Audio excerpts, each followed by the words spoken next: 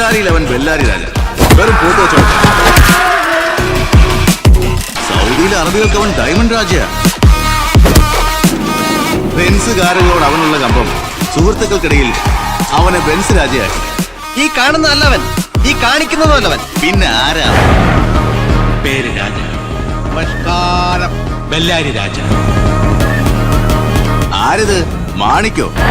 അക്രമ സാറേ, വണവടക്കം.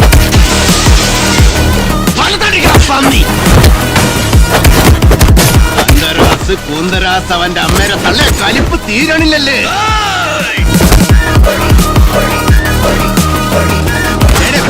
കാണിക്കാരുടെ